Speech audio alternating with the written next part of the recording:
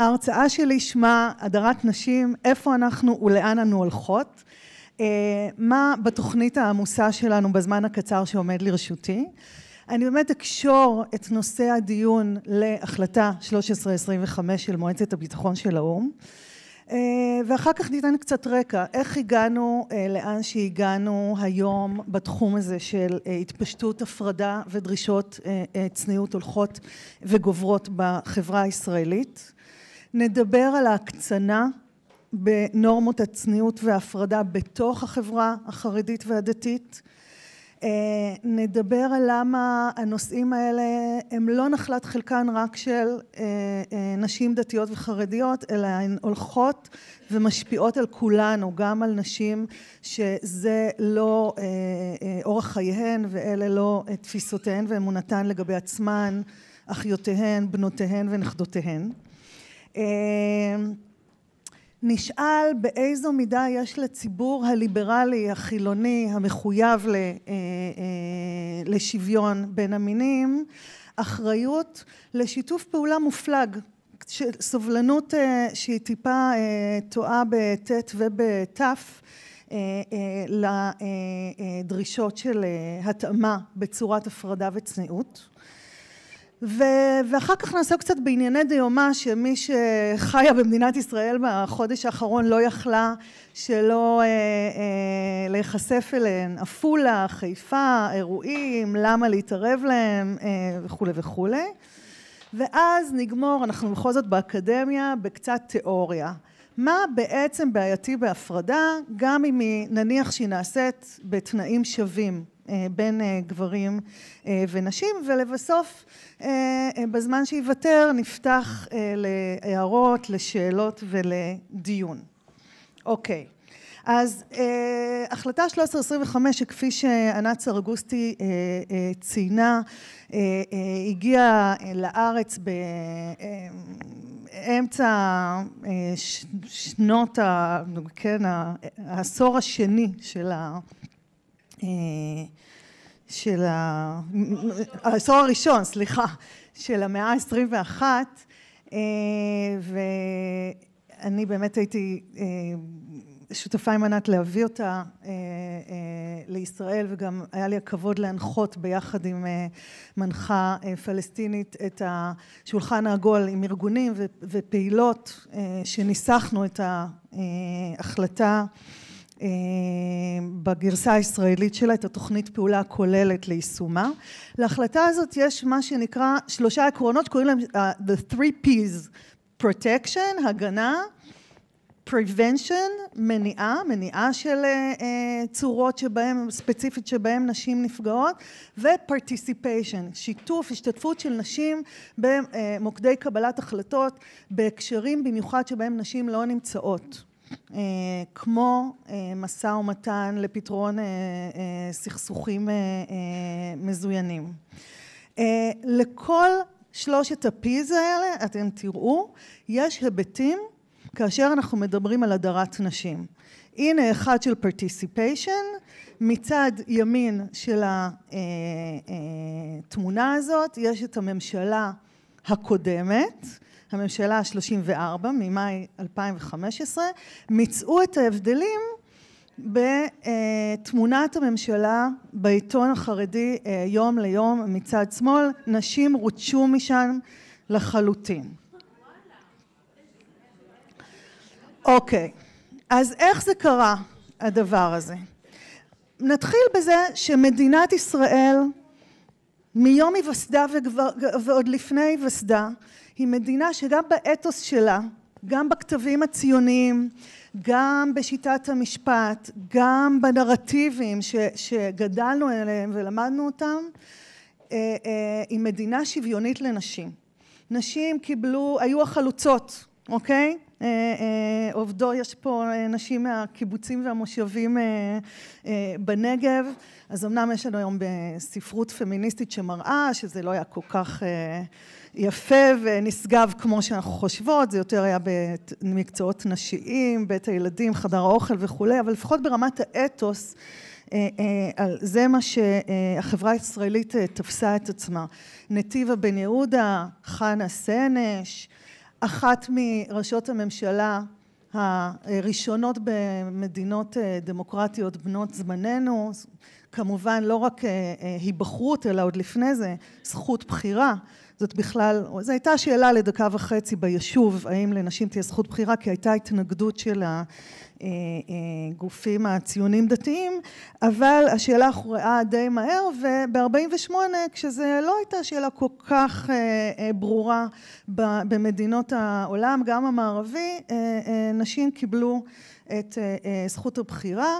אני אגיד בסוגריים, אתם הולכות לפגוש את אסתי רידר, פעילה חרדית שעוסקת במופע העכשווי של המאבק הסופרג'יסטי, המאבק של הזכות להיבחר, שהוא הזכות של נשים חרדיות להיבחר, אוקיי? שלמרבה התדהמה, זו לא זכות שהיא עדיין מובנת מאליה, גם לא לבית המשפט העליון שלנו, לצערי, מרוב התחשבות מופלגת בקהילתיות ואוטונומיה קהילתית. אם תרצו תשאלו אותי על זה אחר כך, ואני אשמח לדבר על זה קצת יותר מבחינה משפטית.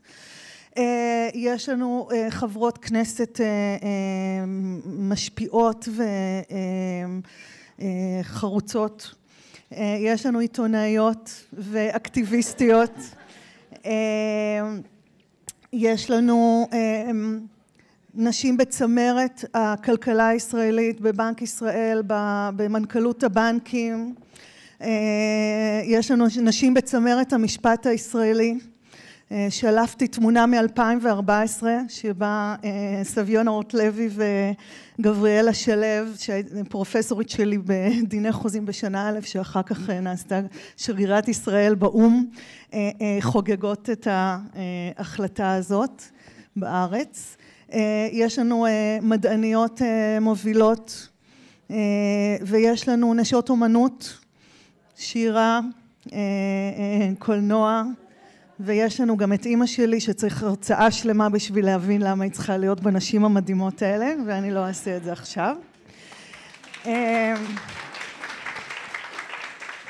טוב, אז החרדים כחלק מהתפיסה שלהם של מה זה להיות אדם יהודי אמיתי, יהודי דתי, הם מאוד מאוד הקפידו על התבודדות מהחברה הישראלית, על הסתגרות, והדבר הזה משתנה במהירות בנניח 15 שנה האחרונות, הרבה הודות לטכנולוגיה, הכניסה של אינטרנט, של סמארטפונים, חשיפה ל-how the other side, how the other half lives, כן?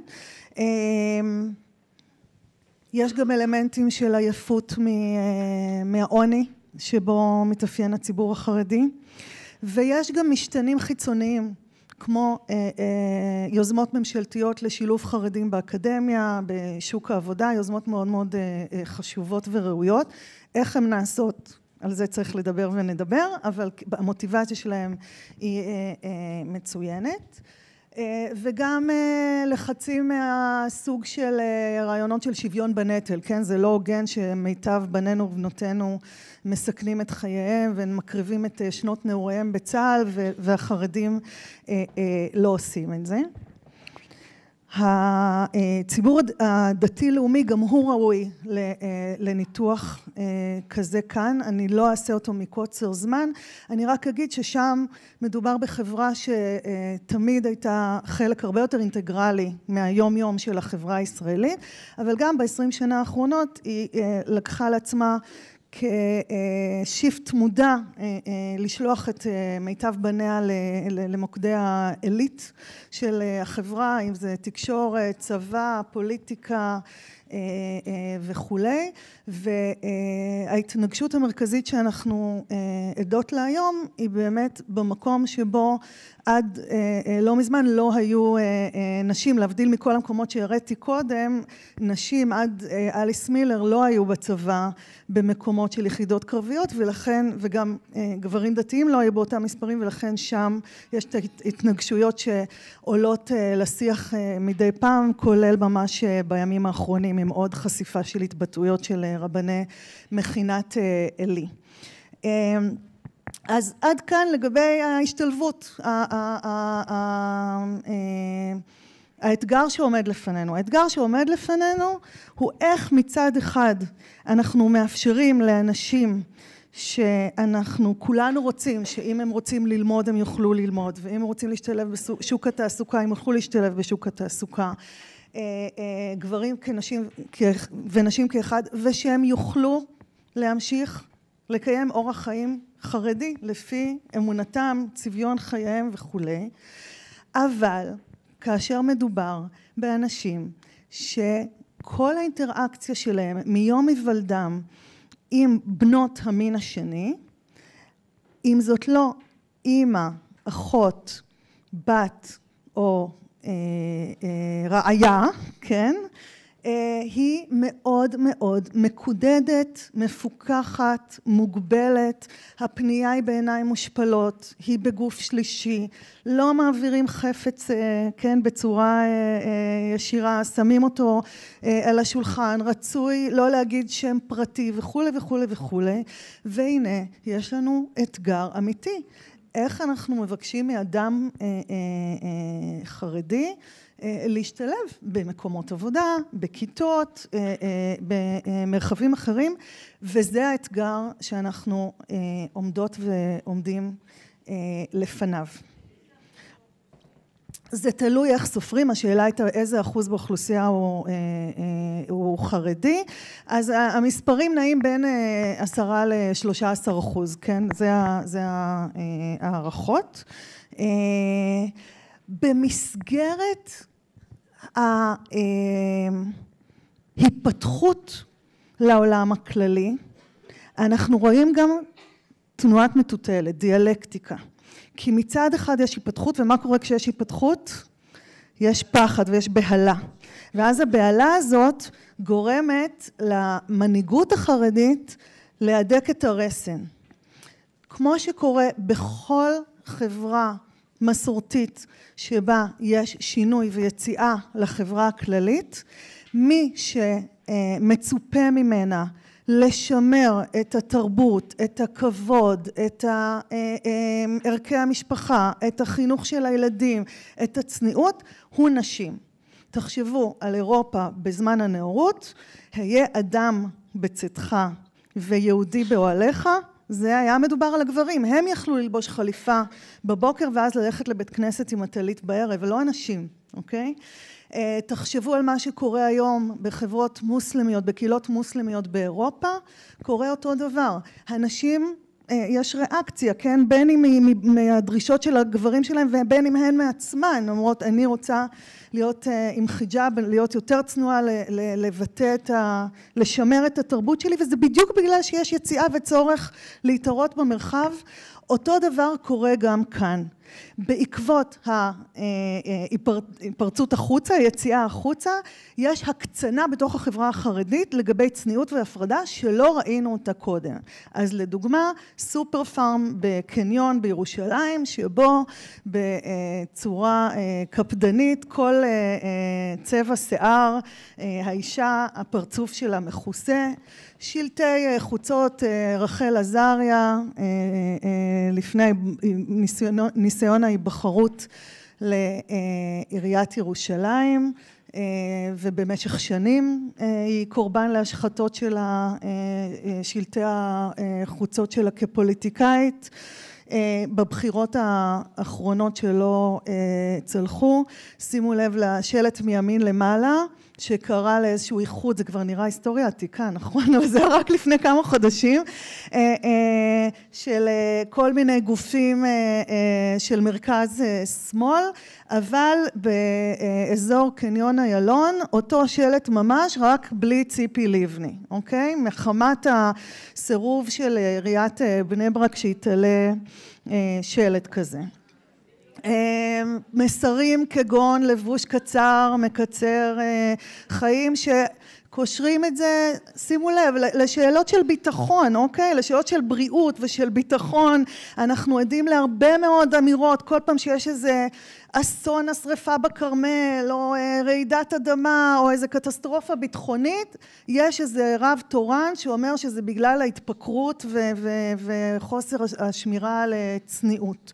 אפילו באינטרנט יש ניסיונות של הפרדה שאומנם הם על בסיס וולונטרי, שמזהירים אותנו שאם את נכנסת לחלק הזה של האתר בחדרי חרדים, אז תדעי לך שהוא לנשים בלבד, ותדע לך אתה שלא כדאי לך, זה לא צנוע אם אתה תיכנס לשם, אוקיי? עכשיו, עד כאן הדוגמאות שנתתי היו ככה שאלות של הקהילה החרדית. מה העניין שלנו בהם? דרישות ההפרדה והצניעות הולכות ומתפרסות כמו אדוות ומשפיעות יותר ויותר וצפויות להשפיע עוד על נשים בחברה הכללית. אז סתם בתור דוגמה, כאשר סגן נשיא ארצות הברית מייק פנס ביקר בכותל לפני איזה שנה וחצי למיטב זיכרוני, לא היה מדובר באירוע דתי. אגב, גם באירועים דתיים, בג"ץ פסק כבר לפני 25 שנה שלנשות הכות יש זכות להתפלל כדרכן, רק מחמת האלימות של המתפללים האחרים, הדבר הזה לא מצליח לקרות.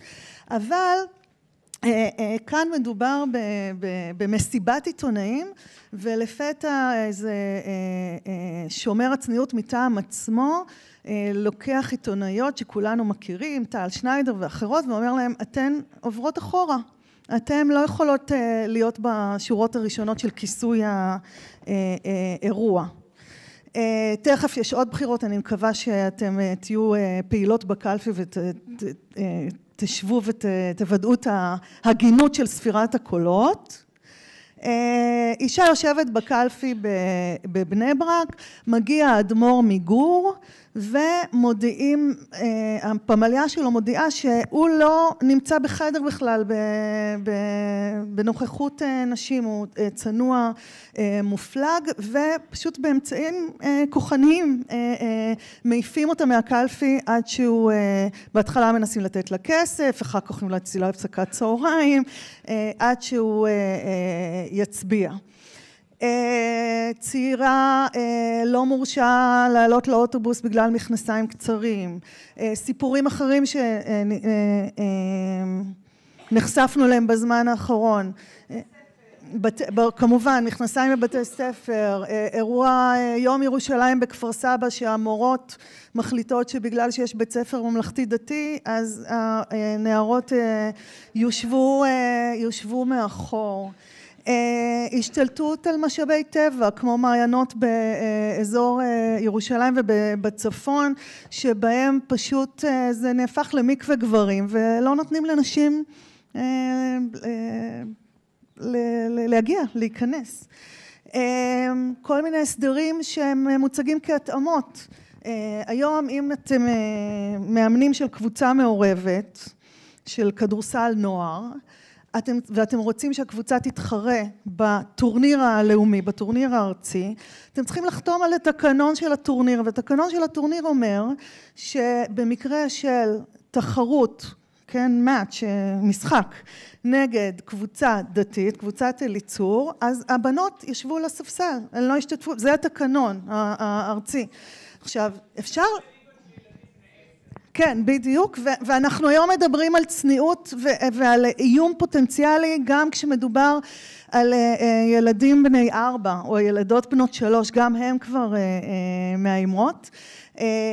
עכשיו, אפשר לדבר על השאלה, אוקיי, אבל מה נעשה עם אותו נער דתי שרוצה להתחרות בכדורסל, ובאמת הוא לא יכול לקחת סיכון שהוא ייגע וייכנס בנערה באיזה קטע שהוא נוגד את איך שהוא חי. ופה אפשר להגיד שני דברים. הדבר האחד שאפשר להגיד זה שכמו שעדיין, וזה הולך לקרות, תסמכו עליי, אבל עדיין אין טאבו על גבר שהולך להיבדק על ידי רופאה, או על אישה שהולכת להיבדק על ידי גבר, אז גם כאן התפיסה צריכה להיות תפיסה עניינית. היא עכשיו שחקנית כדורסל הילדה הזאת, היא לא נמצאת איתך בדייט בפאב, כן? והדבר השני הוא שאפשר ליצור פתרונות אחרים, כמו שהמשחק יחשב טקו, או אפילו פאול, לא יהיה משחק, כן? אם זה בלי בנות, אז שהקבוצה שלא רוצה להתחרות ליד הבנות, תספוג הפסד. אם אתה לא מסכין עם קיומן של בנות המין השני כשחקניות כדורסל לגיטימיות, זה בסדר, אנחנו לא נכפה את זה עליך, אבל יש לזה מחיר. קל מאוד להגיד, אוי החרדים האלה, כשמסתכלים על תמונה כזאת, מה זה הטירוף הזה שאפילו את הדרדסית לא מוכנים בבני ברק לקבל בשלט של הסרט על הדרדסים. אבל למעשה מה שהיה כאן זה שחברת הפרסום, שמורכבת מן הסתם מצעירים תל אביבים ליברליים שיושבים שם כקופירייטרים ואנשי התקציב וכולי, הם אלה שיזמו, אף אחד לא ביקש מהם בבני ברק, הם אלה שאמרו, בבני ברק לא כדאי שנשים את הדרדסית, אוקיי? והסיפור הקטן הזה הוא אמנם סיפור קטן, אבל הוא מאפיין הרבה מאוד מהחומר למחשבה שאנחנו, הציבור, שרוב הציבור שיושב פה זה לא ציבור חובש כיפה או שביס, צריכים וצריכות לשאול את עצמנו לגבי האחריות שלנו לסובלנות מפליגה בשם רעיונות נשגבים של רב תרבותיות, שלא רק שאין לה מקום, אלא שהיא מתפשרת על ערכי היסוד שלנו שאני עוד אגיע אליהם. נכון, יש פה בהחלט לחצים כלכליים, אבל זאת שאלה, א' זאת שאלה, השאלה הייתה האם לשווק בבני ברק את הסרט בלי הדרדסית, אז האם אנחנו נעשה את זה או לא, אפשר לדבר על זה, אבל הנקודה פה היא שבכלל לא הגיע סירוב כזה מעיריית בני ברק או מחברת שלטי החוצות לתלות את השלט המקורי. עוד דוגמה, גן יבנה, ממש לא רחוק מכאן, יש לנו הרבה סטודנטים מגן יבנה בספיר, ממש לפני שבוע וחצי, העירייה עושה אירוע של מתקני שעשועים לקיץ, ובאירוע הזה כדי שהציבור הדתי יוכל להשתתף, האמא והילדות נכנסות משער אחד, האבא נכנס מהשער השני, מגיעות למתקנים, המתקנים הם לפי מין, יש זמנים, אז האמא אומרת, טוב, עכשיו זה הזמן של הגברים, הנה האבא והילדה שלי בת 4, שהוא יעלה איתה. לא, זה אי אפשר, זה לא צנוע שילדה בת 4 תעלה. הילד בן 4 והילדה בת 4 שמכירים מהגן, נפגשים בחדווה במתחם, לא מרשים להם לעלות ביחד, כי אמרתי, גיל 10, גם גילאים הרבה יותר נמוכים.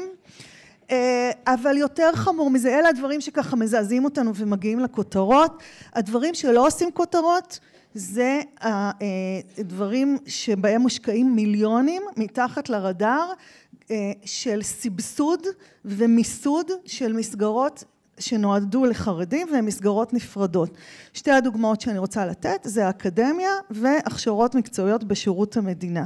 אז ב-2012 המועצה להשכלה גבוהה, וכמו שענת אמרה זה נושא שאני עמוק בתוכו, מתוך רצון טוב להנגיש את האקדמיה לחרדים, מחליטה על בסיס מה שהיום ברור שהוא חסר תוקף מדעי, אבל על בסיס הטענה הכאילו אמפירית שבלי הפרדה חרדים לא יבואו ללמוד, לתקצב ולסבסד לימודי אקדמיה לחרדים בעשרות של מכללות, כאשר היא אומרת, הכיתות יהיו נפרדות, אבל אל תדאגו, אנחנו נעשה את זה רק לתואר הראשון, ברור שבתארים מתקדמים זה לא יהיה, אנחנו נעשה את זה רק לחרדים פר אקסלנס, חרדים ממש מרשימה מאוד סגורה של בתי ספר שהם חרדיים אמיתיים, וכמו שאומרים ביהודית מתקדמת, פשיטה, שהם ילכו לעבוד, אז לא יצטרכו הפרדה. כל העניין הוא להשתמש בתואר הראשון לשילוב. זה היה ב-2012. בואו תראו קצת איך זה נראה באמת. כאן אנחנו רואים ביקור של נשיא בדימוס הנכבד של בית המשפט העליון, שלצערי פה הוא עשה טעות והלך לבקר במסלול חרדי בקריה האקדמית אונו, אנשים מימין הגברים משמאל. במוסדות אקדמיים היום נאכפת צניעות על נשים, את מגיעה בלי גרביים, את לא תיכנסי לבחינה. את מגיעה עם קסדה ללימודים, זה לא צנוע לאישה חרדית, את נשלחת הביתה. כן, קסדה של קטנוע. זה שיעור מאולתר כהכנה לבחינה, המתרגל עומד על השולחן כדי ששני צידי המחיצה יראו אותו, ומה שאנחנו עדות לו,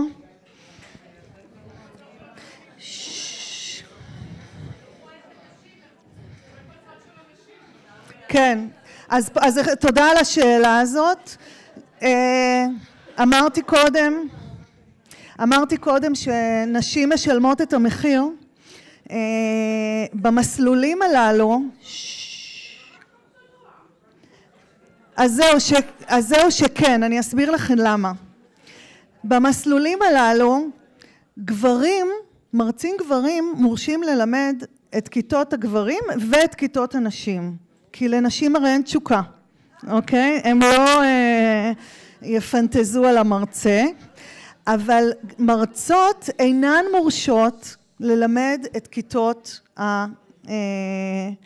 הגברים, כיוון שוב, אין על זה איסור הלכתי, אף אחד לא טוען את זה, אבל זה לא נהוג, וזה מחשבות חטאת, וכמו שגבר לא הולך לרב אישה או לרבנית, להתייעץ, אלא הולך לרב, ואישה הולכת לרב, אז זה מה שנהוג, והנה עוד אפליה ממוסדת שהמועצה להשכלה גבוהה פשוט מכחישה שהיא הפרה של חוק שוויון הזדמנויות בעבודה, של הזכויות הכי בסיסיות שהרווחנו בעמל רב בחברה הישראלית. אז מאז 2012 מה קרה?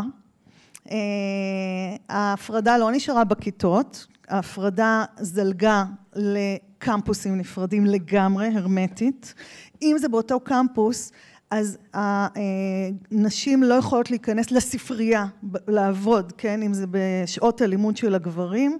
הקפיטריות נפרדות, והמל"ג אומרת בעצם, אני לא יכולה לא למנוע את זה, אני מצטערת, אני משאירה את זה לבג"ץ או לקמפוסים לעשות מה שהם רוצים. התואר השני, אוטוטו בדרך, הולך להיות מאושר כנפרד גם כן. דתיים לאומיים קיבלו היתר ללמוד במסלולים האלה גם כן, והמדינה בשנתיים האחרונות משתמשת בתקדים של הפרדה באקדמיה בשביל להצדיק הפרדה בהכשרות מקצועיות. למשל, בקורס היוקרתי של צוערים לשירות המדינה, נפתח קורס נפרד לגברים חרדים, אחרי שהדרישה היא שיהיה להם תואר ראשון, כך שכבר גם לפי התזה של המדינה, אם היה תואר ראשון, אז הם כבר זהו, זה המתכון להשתלב, אבל לא, אנחנו נתחשב בהם. אותו דבר קורסי מורה דרך של משרד התיירות וכו' וכו'. סדנאות לחיפוש עבודה, קורסי נהיגה מונעת, you name it, יש הרבה מאוד תחומים שבהם זה קורה. אוקיי, אבל בכל זאת, אנחנו פה סובלנים וליברליים, על זה אנחנו גדלנו. האם ראוי שאנחנו נתערב באיך שהם רוצים לחיות את החיים שלהם, בשם הרעיונות הנשגבים של הרב תרבותיות? אז קודם כל אני רוצה להגיד לכם, חברות, להזכיר לכם, שכבר עשינו את זה. זאת לאה שקדיאל מירוחם. בסוף שנות ה-80 היא רצתה להיות חברת מועצה דתית בירוחם. ובג"ץ מפי השופט הדתי הגאון במשפט עברי מנחם אילון אמר, השוויון הוא ערך במדינת ישראל, והוא אמר לרבנות, אתם מאיימים שאתם לא תהיו בקשר עם מועצה דתית שבה תהיה אישה, זה מצער, אבל זה חוק במדינת ישראל. ככה כתב שופט דתי שהלוואי היום האומץ של שופטי בג"ץ להגיד את הדברים בצורה כל כך בהירה. יעל, את כל כך מתעקשת, אז...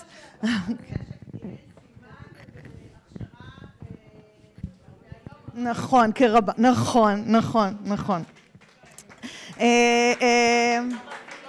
אישה, נכון. אישה חרדית אחרת, הסופרת נעמי רגן, שאומנם בגלל שיש לה כל כך הרבה נוכחות וקול, אז כבר יש דירוגים, כן, עד כמה היא חרדית וכולי, עמדה בראש עתירה נגד ההפרדה באוטובוסים, ובג"ץ, שוב, בפסק דין שהיה יכול להיות יותר תקיף וחד, אבל אמר, לא תהיה כפייה של איפה ישבו נשים ואיפה ישבו גברים באוטובוסים. גם כאשר מדובר בהפרדות במדרכות ובשלטי צניעות בבית שמש, בתי המשפט בישראל מתערבים והם אומרים, זה שטח ציבורי, רשות ציבורית, שטח ציבורי, לא יכולים להיות מופקעים למען סדר נפרד, אוקיי? ועכשיו, עוד תיק גדול, תובענה ייצוגית נגד רדיו חרדי ספרדי, רדיו קול ברמה, שבמשך 1.5 שנה לא השמיע קול של אישה ברדיו, לא אישה שרה, אישה מדברת, מתראיינת, עדה לפיגוע, ציפי לבני חוזרת משיחות שלום, שום דבר, שום קול של אישה לא נשמע. המרכז הרפורמי הגיש תובענה ייצוגית חלוצית בנושא הזה, והרדיו טען בדיוק את מה שאנחנו שומעים היום. אתם מתערבים לנו בבסיס של האמונה הדתית שלנו, בחיי הקהילה שלנו, זה יפגע בנו, זה יפגע במאזינים שלנו, וכו' וכו' וכו'. הפסיקה אמרה, זאת אפליה, זה שימוש מפלה, לא מוצדק במשאבי ציבור, בגלי היתר, זה פוגע בנשים שהן הקהל של הרדיו הזה, הנשים החרדיות הספרדיות שסקר שעשו התובעים מצא שרבות מהן מרגישות מושפלות ופגועות מזה שהן לא שומעות נשים מעל גלי היתר, ופסק לתחנת הרדיו פיצויים נכבדים, זאת אומרת נגד תחנת הרדיו, והיום שיעורי ההאזנה שלה עלו בעקבות הפסיקה הזאת, בניגוד והם משמיעים נשים. אמנם אפשר היה יותר, אבל נשים בהחלט נמצאות שם גם כשדרניות, גם כמתראיינות וגם כמפיקות תחקירניות, כל מיני דברים שפשוט לא היו שם קודם. טוב, ועכשיו אני עוברת ל3 שבועות האחרונים, זה תמונה, לא כתבתי ונזכרתי בזה כבר בדרך, שצילם אותה יאיר שרקי, אז סליחה ליאיר שרקי שזה לא בשקופית, ממש לפני האירוע בעפולה, אירוע של זמר שאף אחד מאיתנו לא שמע עליו קודם, מה אכפת לנו, אחד מ360 אירועים, למה לא לתת להם לעשות קצת, כן, ליהנות מכספי הארנונה שגם הם משלמים, ולעשות את האירוע תרבות שלהם בהפרדה. אז אני רוצה למנות 3 סיבות. למה? לא, אוקיי? הסיבה הראשונה היא שהבטל ב-60 או ב-360, כן, שנחשפנו אליו, תוך ימים ספורים נדרש היועץ המשפטי לממשלה לסוגיה הזאת, בגלל ההתדיינות בבית המשפט, פרסם סיכום של הישיבה שנעשתה בנושא. לשמחתי, זו לא המילה האחרונה, הוא הבטיח שזה יתקבל נורא במהירות, והוא עוד יבחן את הנושא לעומק וישמע כל מיני גופים, כמו ארגוני נשים ומומחים משפטיים ונשים חרדיות בנושא, אבל בתוך המסמך הזה כתוב ככה, היחס בין אחד הקריטריונים למימון אירועים בהפרדה, זה היחס בין סך כל האירועים הנערכים ברשות מקומית לבין האירועים הנערכים בהפרדה, והתאמתו של יחס זה להיקף הקהל המעוניין בהפרדה באותה רשות מקומית. זאת אומרת, זה כבר לא אחד מ360, זה מה שאנחנו רואים בכל דבר, כמו באקדמיה וכמו באוטובוסים וכמו בהכשרות מקצועיות. עכשיו זה יהיה שאם בעפולה יש 15% חרדים, אז אנחנו נדבר על מפתח של 15% אירועים, ואנחנו ננרמל את זה, וזה לא יהיה רק משהו קטן ושולי. הסיבה השנייה היא שהרטוריקה של תהיה הפרדה אבל בתנאים שווים, נשים יהיו באותו מרחק מהבמה ויהיה להם את אותו מספר מקומות, או שיהיו את אותם תקציבים לנשים באקדמיה כמו לגברים, ואת אותם קורסים וכולי, היא פשוט נכשלת פעם אחר פעם אחר פעם. הנה דוגמה, לפני שנה בסוכות, ותצפו לסוכות הבא, כי תמיד שם יש סוכות וחול המועד פסח ובין הזמנים, שזה עכשיו, זה התקופות שבהם יש עניינים. עיריית נתיבות הסמוכה מודיעה על אירוע של זמר חרדי לגברים בלבד. זאת אומרת, זה לא בהפרדה לנשים ולגברים, לגברים בלבד. דינה זילבר, המשנה ליועץ המשפטי לממשלה, פונה לעיריית נתיבות ואומרת, זה לא חוקי להקצות כסף לאירוע לגברים בלבד. העירייה מתעשתת, פותחת את האירוע לנשים, אני שולחת בוגרות של ספיר שמעוניינות לשמוע את הזמר הזה, אוקיי? ביניהם מישהי גם כן גיבורה בפני עצמה בשם רוזי דוידיאן שעתרה נגד הפרדה בבית העלמין באופקים, נושא שאימי היקרה הציפה לראשונה, והן הולכות לאירוע, משלמות את אותו מחיר של כרטיס, אבל יושבות מצד שמאל שם ולא רואות את הבמה. אוקיי? פשוט הולכות להופעה והן לא יכולות לראות את הזמר. זו סתם דוגמה אחת קטנה, אתן רוצות עוד דוגמאות. באוניברסיטת בר אילן, את הולכת להירשם לתוכניות של נשים חרדיות, את יכולה להירשם למקצועות נשים. את לא יכולה להירשם לכלכלה ומחשבים וזה, הם אומרים לך, תחיל עבודה סוציאלית לריפוי בעיסוק. למה? היצע וביקוש. את אומרת את זה למועצה להשכלה גבוהה, הם אומרים היצע וביקוש. כן? שם אנחנו נמצאות. אז הנפרדות אינן שוות. ועכשיו לסיבה השלישית, והיא שחברות, כאשר אנחנו מדברות על העדפות שלהם, ככה הן רוצות, אני שומעת את זה בכל ראיון וראיון, את המראיין שואל אותי, אבל ככה הן רוצות, תעזבי אותן, מה את רוצה מהן? אז אני שואלת מי זה הן? בתוך הקהילה החרדית יש נשים שלא מעוניינות בהפרדה, ובוודאי לא בגרסאות הקיצוניות שלה. חלקן המועט, אפשר לספור אותם על פחות מאצבעות שתי הידיים שלי למרבה הצער, נשים אמיצות שיוצאות החוצה עם זה ואומרות בקול רם, יש פה את החבורה של לא נבחרות, לא בוחרות, שהיום קוראים להם נבחרות,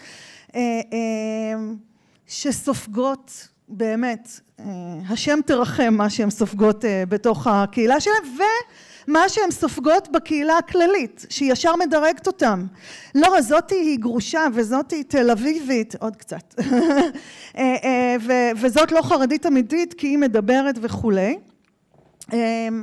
אז אני מאוד ממליצה על הספר של אסתי רידר, לפני שאתם פגשות אותה או אחרי שאתם פגשות אותה, שמספר על המאבק ההירואי שלהם, נשים אחרות כמו עדינה בר שלום, שאמרה שהיא תרוץ לפוליטיקה ולצערי זה לא קורה לבסוף, ויש עוד הרבה מאוד נשים אחרות מושתקות ושותקות שלא מעוניינות בדבר הזה, וכאשר המדינה, העירייה, בית המשפט סומך את ידו על ההפרדה, הוא בעצם בוחר בשבילן ומשתיק אותם בשם זה שהוא רואה את הקהילה דרך נותני הטון שלה, שהם בדרך כלל המנהיגים הגברים.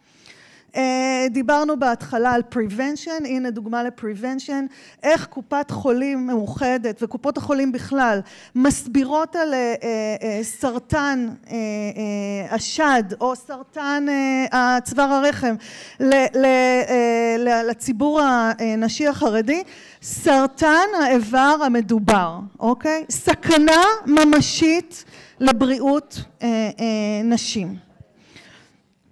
טוב, יש לי חלק תיאורטי שענת לא תיתן לי להגיד אותו באופן מפורט כמו שרציתי, אז אני אפנה אתכם למאמר הזה בהארץ, תגגלו, זה נמצא גם בפייסבוק שלי, אני אשלח, אוקיי? יופי, מעולה. ואני אגיד במילה אחת, למה הפרדה, גם אם היא נעשית במובן התיאורטי בתנאים שווים, מה בעייתי בה? ומה שבעייתי בהפרדה זה שאנחנו ב300 שנה האחרונות של מחשבה אנושית שמתקדמת לכיוון חברות דמוקרטיות, בעצם מה עשינו? אמרנו שבן אדם לא כלוא בגוף שלו שמכתיב את הגורל שלו. זאת אומרת, צבע עור הוא כבר לא דסטיני, כן? למה אתה יכול ומה אתה לא יכול. מוגבלות, נטייה מינית, מין.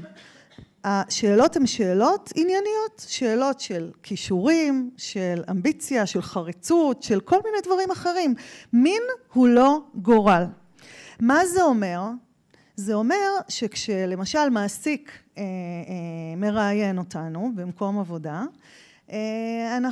הוא אומנם לא יכול שלא להבחין אם אנחנו, מה המין שלנו, אבל הוא צריך לנטרל את זה, אוקיי? הוא צריך להגיד, תראי לי את הרזומה, בוא נתרשם ממך בראיון, נראה מה ההמלצות, נראה מה ההשכלה וכו' וכו' וכו'.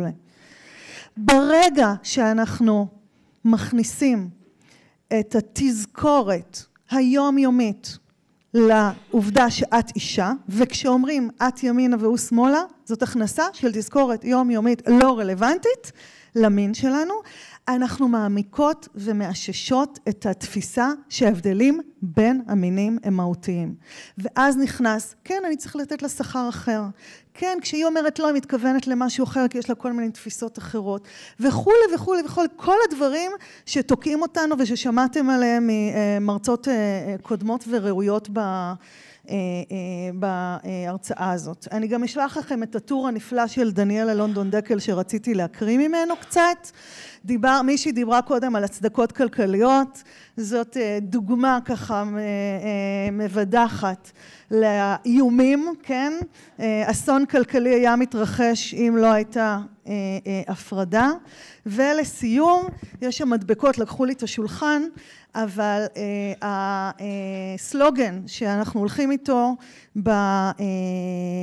במסר הזה של שוויון, הוא סלוגן שהמציאה חברתי פרופסור דפנה יואל מאוניברסיטת תל אביב, שאומר, זה המדבקה האמצעית פה במחשב, שוויון הוא השבת של הדמוקרטיה.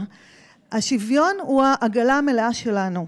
כמו שרק פיקוח נפש דוחה שבת, פשרה על השוויון צריכה להיות מוצא אחרון. היום במדינת ישראל היא מוצא ראשון ומאוד מאוד קל. תודה רבה ואני פתוחה לשאלות.